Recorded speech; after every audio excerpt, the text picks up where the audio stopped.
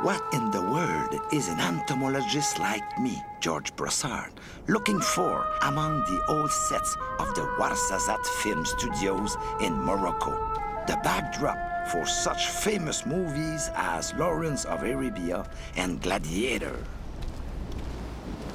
I'm looking for the star of our show. I'm not looking for Peter O'Toole or Russell Crowe, but for a more dangerous character that has the respect of all who know him.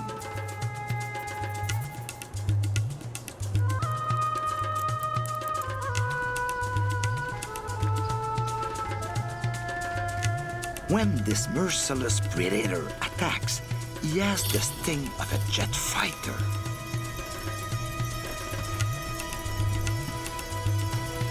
As with many other film stars, people either love him or hate him.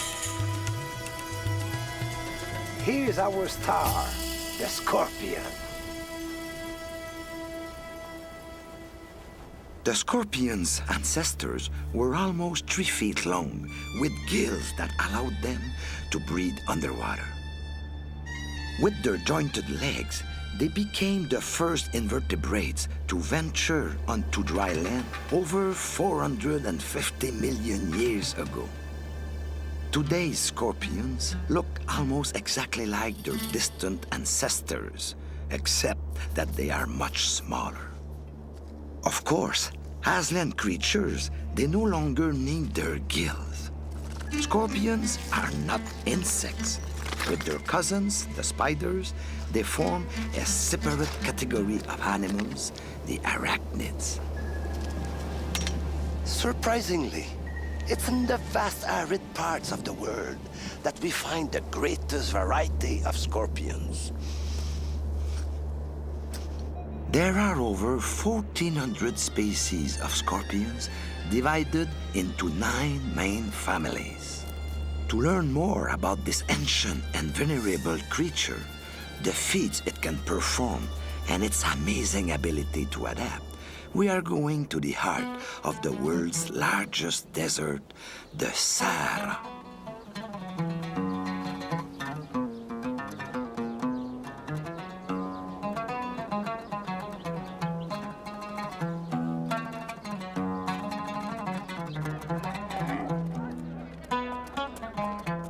For hundreds of years, countless travelers have passed like this through the gates of the Mehamid Kasbah before setting out in the Moroccan desert. This is where you find your provisions, good camels, and experienced camel drivers.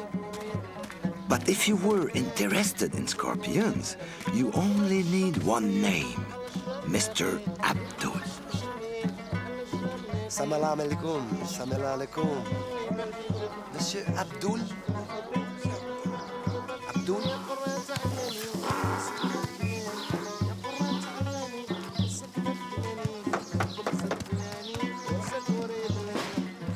This man is highly respected in the community. He is a guide, a healer, and a scorpion charmer. He is intrigued by my plans for a hunting expedition. This must be the first time a tourist has asked to visit places crawling with scorpions.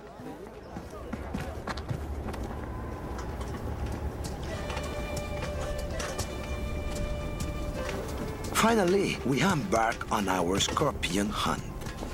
Around us is an almost hallucinatory landscape, the ergs, or Great Sand Dunes.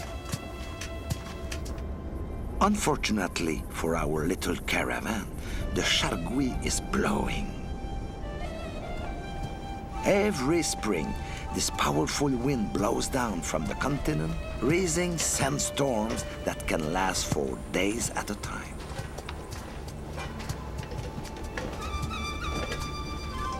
There's no way we can see scorpions under these conditions. Scorpions hate the wind. The slightest breeze interferes with their incredibly precise detection systems. Scorpions that live in the dunes, on the other hand, are well equipped for walking in sand. Their legs end in long claws and are covered with hairs that increase traction and prevent them from sinking into the sand. Humans are not nearly as well equipped for walking in sand.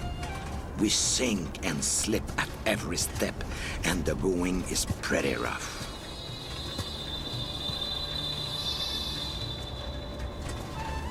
Mr. Abdul urges me on. Just a few more dunes, and we will find shelter.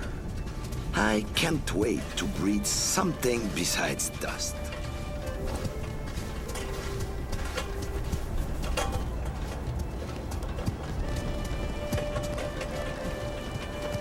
At last, this is the base camp of our expedition. A big Tuareg tent set up amid the dunes. Our camels have worked hard, and I am relieved that they can now have a rest. They deserve it. Abdul wastes no time. His first act is to place a metal amulet at the entrance to our tent to protect us from scorpions. It is important to place the scorpion with its head facing up. Otherwise, there's no guarantee it will work. When conditions improve, scorpions come out of their burrows. Don't be fooled. The scorpion is busy hunting, even though it doesn't seem to be moving at all. It is instantly alerted to any victim like this larva that foolishly ventures too close. The scorpion is equipped with all sorts of detection devices that are pure marvels of sensitivity and precision. These little hairs on its pincers can sense the slightest movement in the air around it, even the flutter of a butterfly wing. The scorpion's legs are equipped with organs sensitive enough to detect the low frequencies produced by an insect moving along the ground.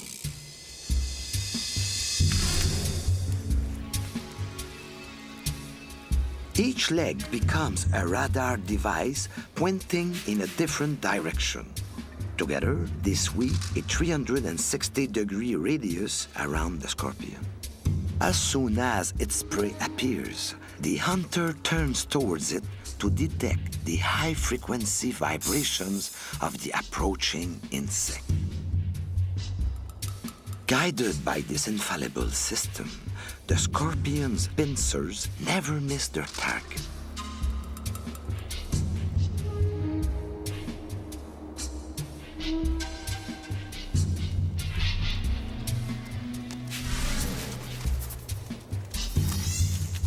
In general, scorpions do not waste their venom. They sting only when their prey is too strong to overwhelm them using only their pincers.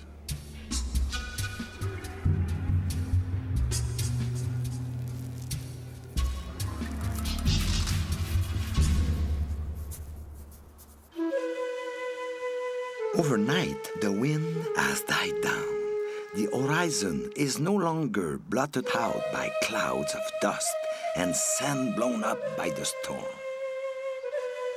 What a treat to finally see the beautiful scenery all around us. Mr. Abdul is waiting for me on a dune not far from our camp. He believes that a scorpion hunter needs much stronger protection than a mere talisman. I'm going to take part in a ritual that Abdul learned from his father. The ceremony begins with a confrontation.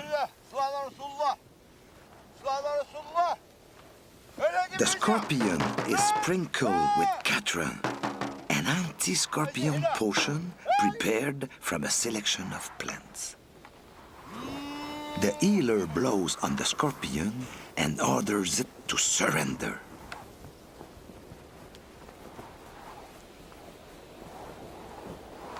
He orders the scorpion and all its brothers not to sting me. Abdul's magic also transfers part of the scorpion's power directly to me. And I am sure going to need it because now I am off to dig up some scorpion burrows. I'm going to test my new powers in the Larada, a section of the desert with scatterings of dirt mounds and shrubs. This is an ideal habitat for our scorpion friend. Many scorpions spend almost 95% of their life deep in their burrow. I don't blame them. The surface temperature of the sand can reach 150 degrees Fahrenheit, whereas at 3 inches underground, it might be a comfortable 80 degrees Fahrenheit. When it comes to humidity, it's even better indoors. When it is 5% at the surface, it can be as much as 70% 8 inches down. We can recognize a scorpion burrow by the shape of the entrance. As you can see, the oval-shaped opening allows the animal to penetrate the ground without having its pincers in the way. Scorpions put a lot of energy into excavating their burrow. Some species move up to 400 times their weight in dirt. I hope I don't have to work that hard. The burrows are generally 6 to 8 inches deep, although some can be 3 feet deep. The scorpion often digs a spiral tunnel, which helps keep the temperature and humidity stable. There it is. There it is.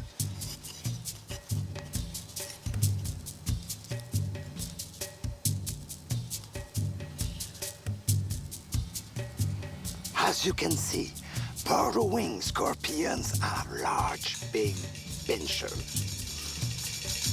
Some species weigh only a fifth of an ounce, but can pick up a weight of 200 times that with one pincer. Their short legs and strong mouth parts are ideal tools for digging and maintaining their precious burrow. These scorpions almost never leave their hiding place. They just wait until supper arrives and then simply seize it in their powerful pincer.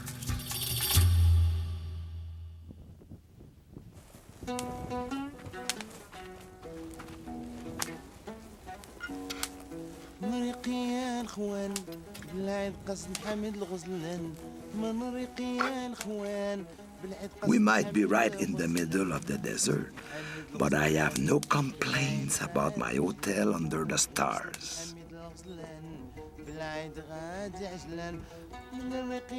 We're almost as comfortable in our tent as the scorpion is in its burrow. Especially since Mr. Abdul is such a great cook.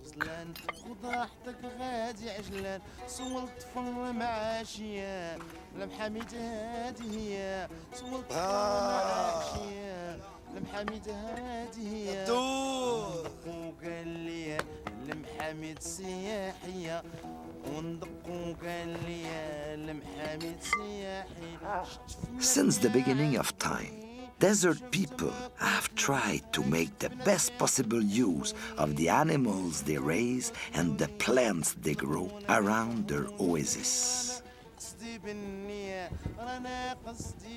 Scorpions, too, are grateful for any food the desert offers. These dauntless hunters aren't so fussy about their food. Everything that falls into their clutches becomes a meal. Scorpions eat about 35,000 insects a year. The prey is chopped up by the mouth parts, and the pieces are sprayed with digestive juices even before the scorpion puts them into its mouth. This makes for more efficient digestion and enables the scorpion to consume large quantities of food at a time.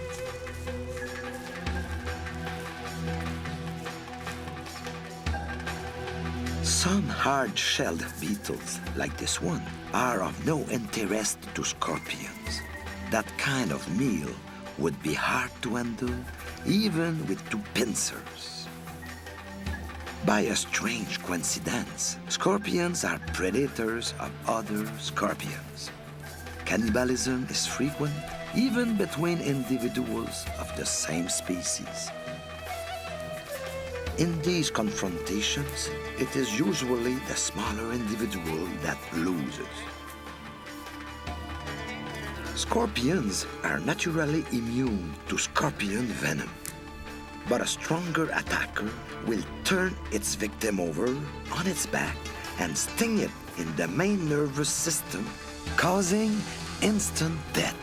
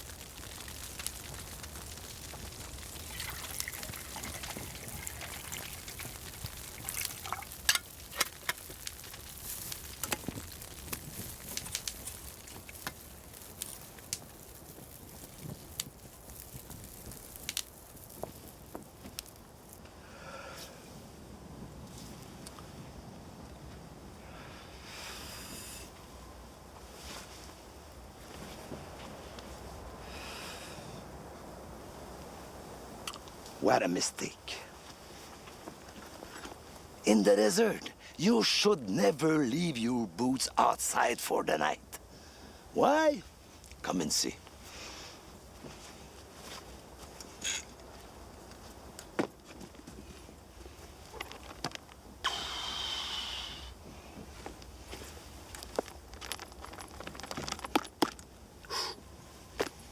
Scorpions just like to hide in them. Which scorpion would you say is the most dangerous? This little one from Morocco or this large one from South Africa? Have a look. This one is not aggressive at all. And its sting is similar to the sting of a wasp.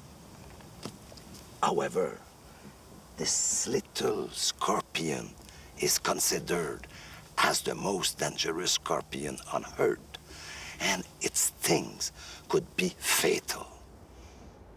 So, a scorpion's size has nothing to do with how much damage it can inflict.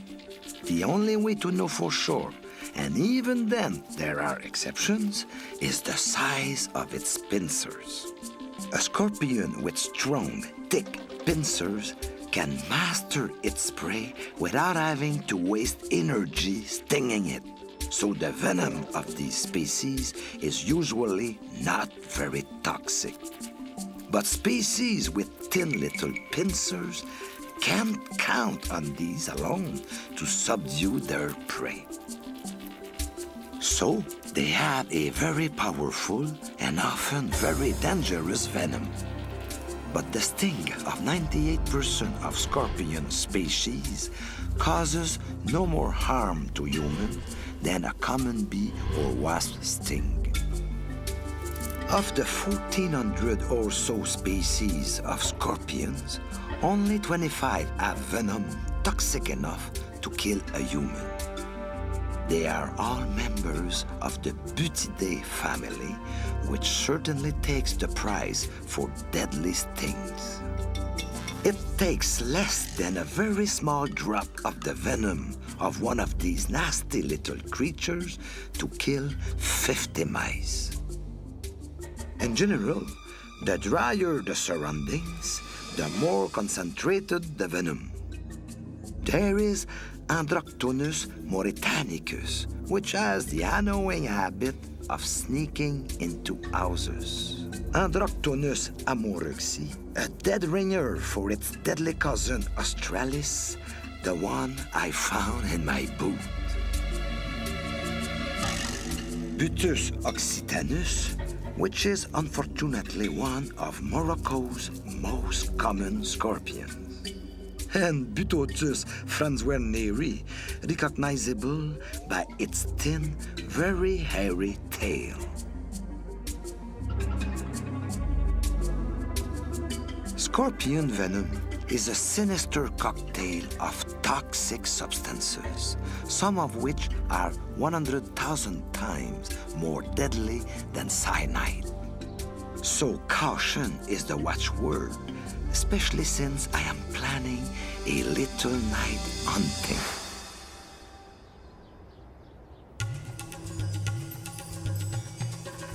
Most scorpions are active only at night.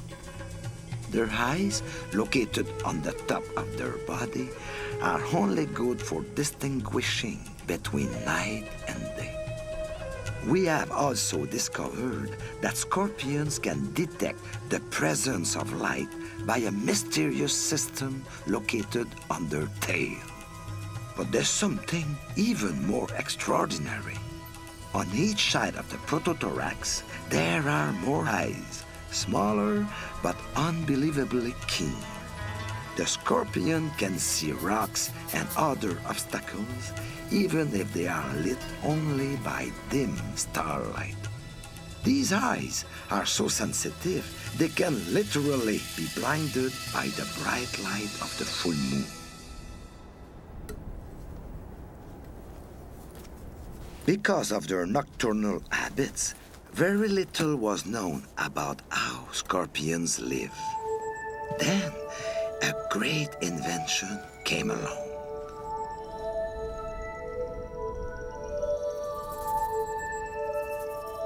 A mysterious substance secreted by their carapace makes scorpions appear phosphorescent when we shine an ultraviolet light on them.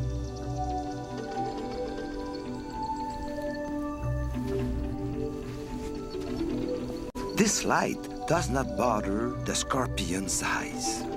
This means entomologists can see them from over 15 yards away and observe them at their leisure without frightening them away with strong lights. Researchers can easily pick up the scorpions with tweezers whose tips have been dipped in fluorescent paint.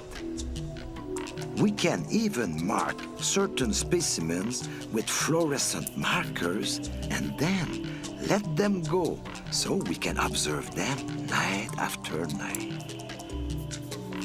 Why did Allah create scorpions? I'm strongly tempted to guess it was just to make us scratch our heads in wonder. For here is a living enigma that can go for a whole year without eating or drinking, remain underwater for weeks without drowning, and leave a fossil that is still phosphorescent millions of years later. Even in his wildest dreams, Mr. Abdul will not be able to perform magic like that, the magic of scorpions.